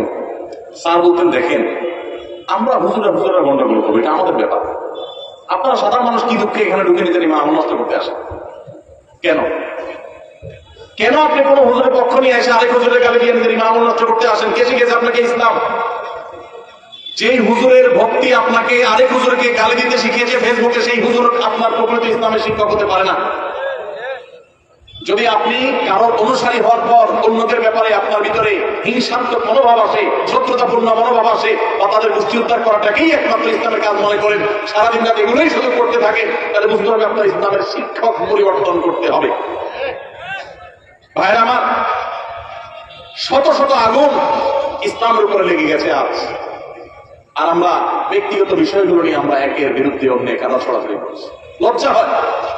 মাহফিলের মঞ্চকে আমরা পরস্পর বিশুদ্ধারের জায়গা হিসেবে বানিয়ে নিয়েছি। আল্লাহ তাআলা আমাদেরকে হেদায়েত দান করুন। আপনারা সাধারণ মানুষ অন্তত আল্লাহর রাস্তায় এই সমস্ত কাদা ছড়াছড়ি পাল্টা পাল্টি কাজ করবে নিজেদেরকে নিয়োজিত করবেন না। আপনার কাছে যেটা সঠিক মনে হয় আপনি সেটা আমল করেন, আল্লাহর কাছে দোয়া করেন, আল্লাহুম্মা আরিনাল হাক্কা হাক্কান ওয়ারযুকনা ইত্তিবাআ ওয়া আরিনাল বাতিলা বাতিলান ওয়ারযুকনা ইজতিনাবা। আল্লাহ, আমার কাছে যেটা সত্য, আপনার কাছে যেটা সত্য, সেটা যেন আমার কাছে সত্য হিসেবে উদ্ভাসিত হয়ে যায়, উন্মোচিত হয়ে যায়। আমি যেন সত্যটা বুঝতে পারি, আল্লাহ আমাকে হেদায়েত দান করেন। ইহদিনাস সিরাতাল মুস্তাকিম। আল্লাহর কাছে বিশেষ দোয়া করেন, চোখের পানি ফেলেন। আপনি যদি সত্যটা উপলব্ধি করতে পারেন, আপনি অহংকারী হবেন না, আপনি বিনয়ী হবেন। আজকাল দেখা যায় বেশিরভাগ বাহাস বিতর্ক আমাদেরকে অহংকারী করে দেয়, আমাদেরকে বিনয়ী করে না। এমন বাহাস বিতর্ক আপনারা কখনো শুনছেন কিনা জানি না, আমি কখনো শুনি যে ভাব বিতর্কের পর, অর্থাৎ আমাদের সমাজে ভাব বিতর্ক হয় সচরাচর, এগুলো কথা বলছি, যে ভাব বিতর্কের পর কেউ এক পক্ষ বলেছে যে যাক আলহামদুলিল্লাহ, আমি আমার ভুলটা বুঝতে পেরেছি, আমি আসলে ভুলের মধ্যে ছিলাম, সরি, আমি আমার প্রতিপক্ষ ভাইয়ের কথাটা মানছি, কারণ আমার কাছে সত্য মনে হয়েছে। এরকম শুনছেন কখনো? এই জন্য বলছে যে বিতর্ক বাড়াতে কেউ কোনোদিন হারে না, এবং সেখানে সত্য খুব কমই জিতে, তার্কিক জিতে। যার তর্কের গলার জোর, চাপার জোর যত বেশি, বেশিরভাগ সেই জিতে। ঠিক না ঠিক? এগুলো নাজায়েজ আমি বলছি না, শরিয়ার গণ্ডিতে উসুল মেনে যদি হয় অবশ্যই হতে পারে, কিন্তু সেগুলোতে সৌন্দর্য থাকা উচিত। খুব দুঃখজনক বিষয়, ইসলামের গুরুত্বপূর্ণ একটা বিষয় হলো আখলাক। সে আখলাক আজ আমাদের নিজস্ব মুসলমান ভাইদের সাথে আমরা দেখাতে পারছি না। ভিন্ন মতের মুসলমান, সেও তো আমার ভাই, দিন শেষে কেন তাকে আমি শত্রু মনে করি? আল্লাহ আমাদের সবাইকে উদারপন্থী মুসলমান হওয়ার তৌফিক দান করুন, ধৈর্যশীল সহনশীল মুসলমান হওয়ার তৌফিক দান করুন, আখলাকওয়ালা মুসলমান হওয়ার তৌফিক দান করুন। বিয়ের 1 সপ্তাহ পার হতে না হতেই স্বামী স্ত্রীর সঙ্গে খারাপ আচরণ, খারাপ ভাষা, গালমন্দ করতে শুরু করে। তবু স্ত্রী ধৈর্য ধারণ করে সংসার করতে থাকে। স্বামীর ভাষ্য মতে তিনি তার স্ত্রীকে তালাক দিয়ে দিয়েছেন। এখন সেই স্বামী পুনরায় স্ত্রীর কাছে ফিরে আসতে চায়। করণীয়, বিশেষ দ্রষ্টব্য, স্বামী স্ত্রীর গায়ে হাত তুলত, স্বামী তার শ্বশুরের গায়েও হাত তুলত। সেই দম্পতির ঘরে একটি ছোট বাচ্চাও আছে। দেখুন,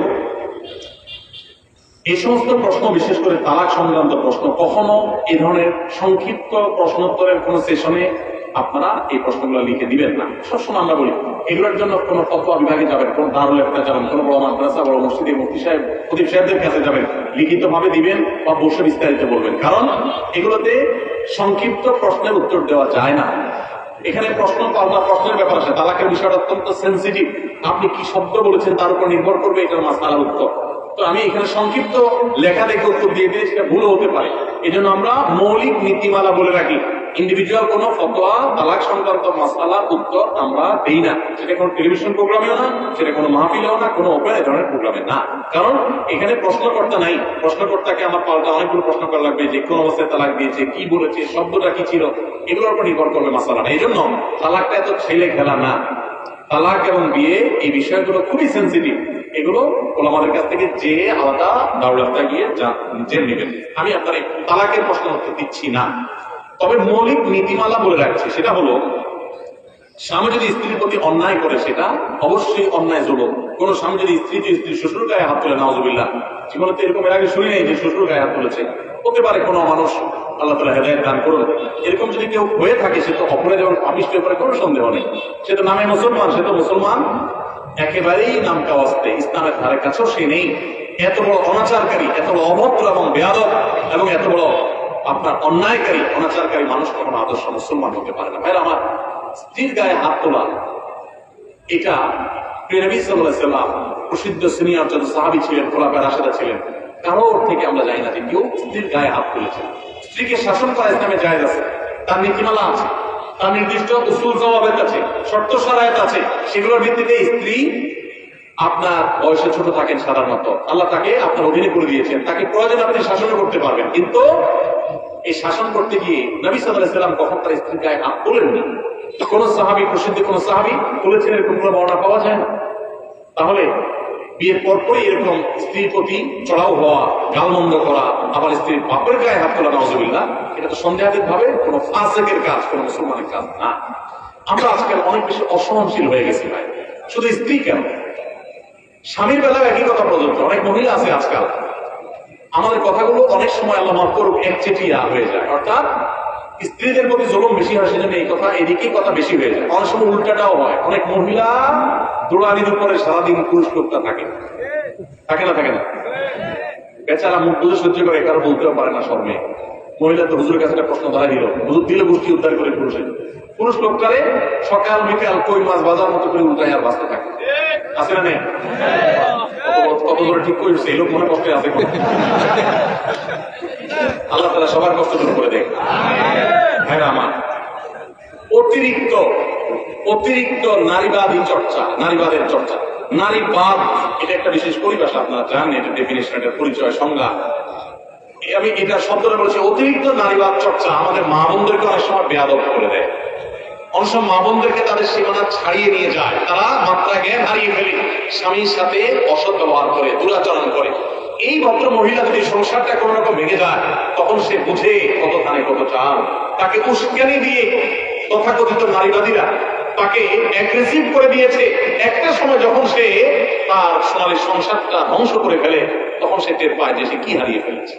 দাম্পত্য জীবনে স্বামী হোক আর স্ত্রী উভয়কে সহনশীল হতে হয়। সহনশীলতা ছাড়া দাম্পত্য জীবনে সুখ শান্তি কোনোদিনই সম্ভব। এজন্য ভাই, আল্লাহ তাআলা কোরআনে কারিমে পুরুষদেরকে বলেছেন, ওয়াশিরুহুন্না বিল মারুফ, তোমরা নারীদের সাথে সুন্দর আচরণ করো, সুন্দরভাবে তাদের সাথে দিনাতিপাত করো, জীবন কাটাও, অতিবাহিত করো। সুন্দরভাবে কাটাবার সুযোগ নেই, অন্যায় করা, গালিগালাজ করা, মারধর করা, জুলুম করা, এগুলোর কোনো সুযোগ নেই, পুরুষদের জন্য হারাম। কোন পুরুষ যদি তাহাজ্জুদ গুজারা হয়, কপালে সিল মেরে ফেলে, আর এদিকে স্ত্রীর সাথে গালিগালাজ করে, সে কখনো আল্লাহর কাছে ভালো মুসলমান হতে পারবে? নবী সাল্লাল্লাহু আলাইহি ওয়াসাল্লাম বলেছেন, খায়রুকুম লিআহলি ওয়া আনা খায়রুকুম লিআহলি, তোমাদের মধ্যে সবচেয়ে ভালো মানুষ সে, যে ব্যক্তি তার ওয়াইফের কাছে, তার স্ত্রীর কাছে, তার পরিবারের কাছে ভালো। যার বউ বলে যে না, আমার সাহেব লোকটা আসলে ভালো, সে লোকটা আসলেই ভালো। বুঝতে পেরেছেন?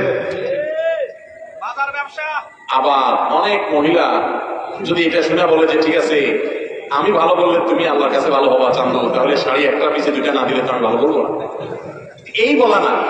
আর আচরণের পরে সন্তুষ্ট থাকা না থাকা, মন থেকে সাক্ষ্য দেওয়া না নেওয়া, এটার উপর নির্ভর করে। একইভাবে পুরুষ অনেকে নির্যাতিত। এই অন্যায়গুলো যারা করে, দেখুন আমি একটা কথা সবসময় বলি, স্বামী স্ত্রী একে অন্যের জন্য এত বড় নিয়ামত, এখানে গালিগালাজ থেকে আসে, কিভাবে দুর্ব্যবহার আসে? নবী করিম সাল্লাল্লাহু আলাইহি ওয়াসাল্লাম বলেছেন, তোমার স্ত্রীর কোনো একটা জিনিস দেখে যদি তোমার মেজাজ গরম হয়, মন খারাপ হয়, তুমি চিন্তা করবে তার বহু ভালো গুণ আছে, ইউনিক সাইড আছে, যেটা অন্য কারণ নাই। পৃথিবীতে এমন একটা মানুষও নেই যাকে আল্লাহ তাআলা কোনো ভালো গুণ দিয়ে তৈরি করেন নাই। কোনো না কোনো ভালো গুণ অবশ্যই তার মধ্যে আছে। ওই ভালো গুণগুলো যদি তুমি চিন্তা করো, তাহলে তোমার মনটা ভালো হয়ে যাবে। সবসময় নেগেটিভ চিন্তা করবো না, পজিটিভ চিন্তা করবো।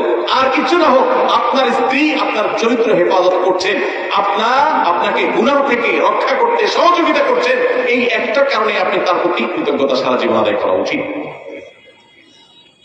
আমাদের আয়েশা রাদিয়াল্লাহু তাআলা আনহা বয়স একটু কম ছিল, আপনারা জানেন, হাদিস শরীফে উঠে এসেছে, ওনার বয়স একটু কম ছিল, অতটা আর ভারত বয়স হলে যেরকম সেটা তো এ বয়সে থাকে না, স্বাভাবিক। তো উনি মাঝে মধ্যে ওই যে আটার খামিরা করে যে রুটি বানাবার জন্য, এগুলো করে অনেক সময় খোলা রেখে চলে যেতেন।